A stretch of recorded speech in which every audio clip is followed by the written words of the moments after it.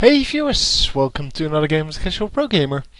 Today we're doing another SC2 cast, Starcraft, and yeah, we are playing with two players that I haven't cast before. It is RoXKISPomi, same team as, well, the RoXKIS Titan, which we did see before, and aTnDelphi. So, yeah.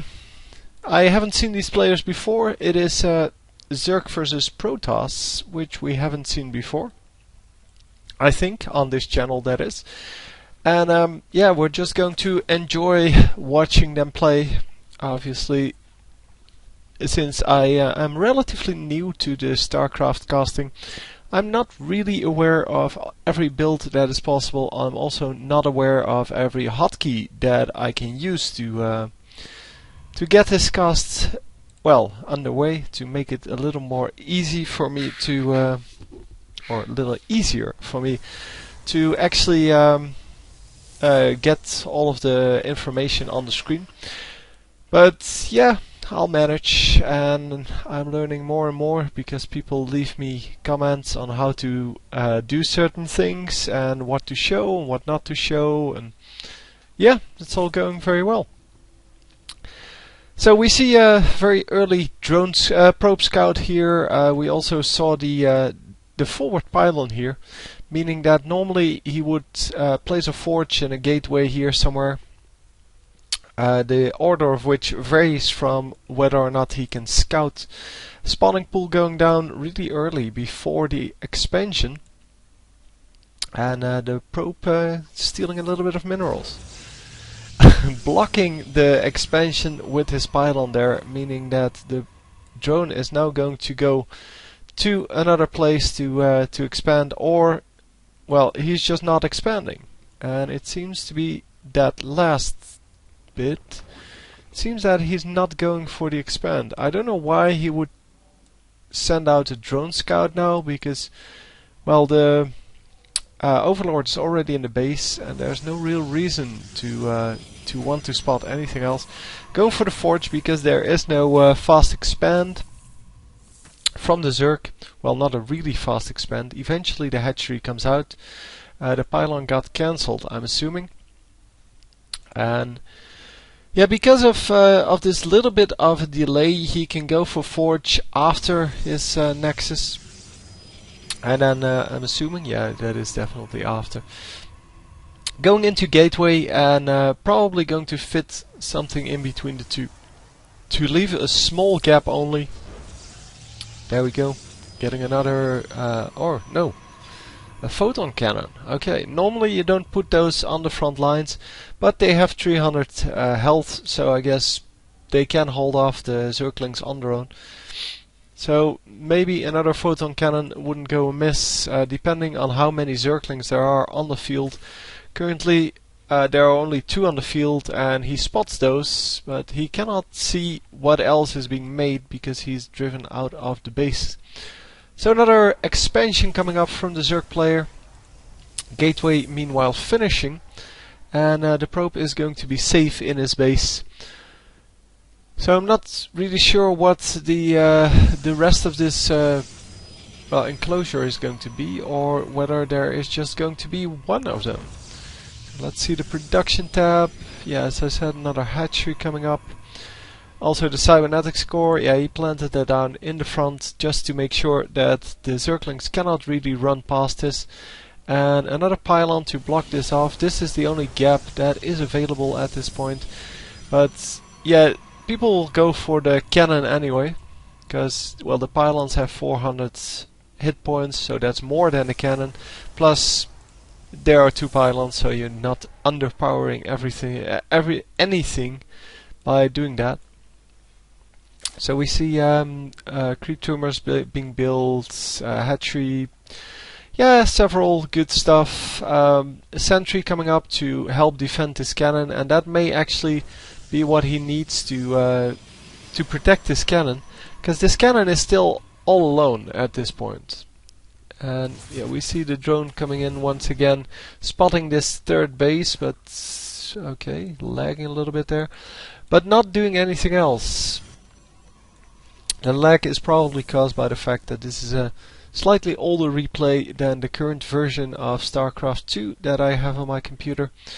And yeah, it is very unfortunate, but there's nothing I can do about it. It is a known, well, error, I guess.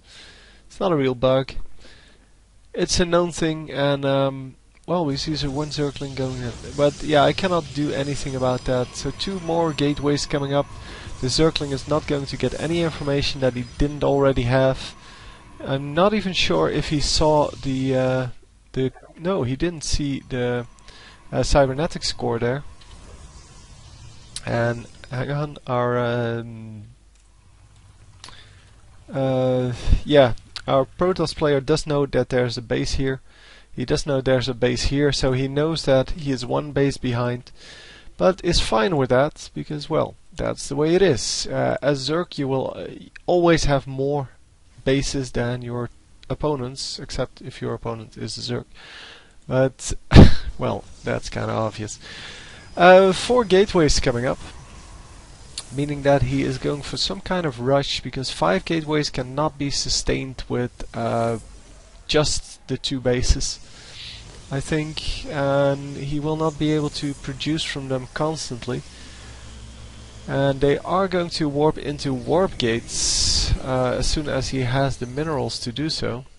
So one by one they are getting this upgrade, and they are all going to warp in their units somewhere. So you no longer apparently get the free unit when you upgrade it. It used to be that you could train a unit, then upgrade to warp gate, and then you would get a free unit for each of the gateways, which would mean that in this case he could have trained like 5 zealots or 5 stalkers, and then modified all of these, or transformed all of them to warp gates, and then get 5 more stalkers or zealots, and get quite a big army really early on. So I guess they changed it because it was a little too powerful in the early game, which you might be able to imagine there. He wanted to expand here, but no expansion yet. So a lot of sentries out, only, well, 2 actual damage dealing units. The sentries do deal some damage, but he is currently building immortals and well, starting to build immortals, and really just wants to hold off whatever is is incoming. And so not a real rush coming in. It's just that he wanted a lot of sentries to defend his base. He will need, I think, 2 force fields to block off this ramp instead of the usual 1 for these kind of ramps. And yeah, the zealots are in front to do some damage, but this immortal is now completed and is going to do quite a bit of damage if the unit composition on the Zerg side is allows that to happen. Whoa, that was my mouse freaking out a little bit. So the Zerglings here on the other side, they do get spotted by the observer flying past, and they are going to try to break the front. 2 zealots coming in, and the 2 zealots are going to hold off this this little bit of an attack from the Zerglings, losing 4 Zerglings, 5, but yeah, well, 8 now, something like that, and really not a lot he can do about that, or with that little group now, but a large amount of roaches coming in, taking down this nexus, and it was actually killed, so it actually completed and then he killed it. So a really fast snipe there from the Zerg player, and he can actually, I think, spot with this. Yeah, it can see this base, so it can see when it's up. So these roaches will move in as soon as the base has completed, and the observer is spotting the roaches. So all in all, yeah, both of them know where the others are, but yeah, well, it is still a standoff, and a nice army coming from the back here. So it's going to squeeze this army between, so the two armies, in fact, the Stalkers plus what's left here, between this army and the other army. And yeah, he has a lot more roaches than he's actually showing here. He is assuming there is an observer, because otherwise this Protoss player could not have attacked him through this grass. So he knows there's an observer there, or at least some spotting unit, and the only real spotting unit is the observer. And I think both of these armies will be mobilized at the same time at some point. And there we go. No, no, no, no, no. Moving backwards. Oh, he's taking out these rocks.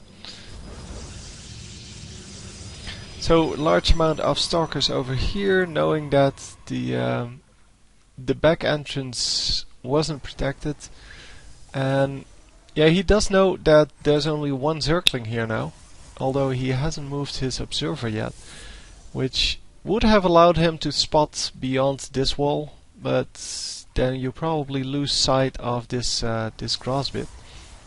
Not actually sure how that works, but if he moved this a little bit to this side, he would have seen that there was an army previously and now there isn't. And yeah, this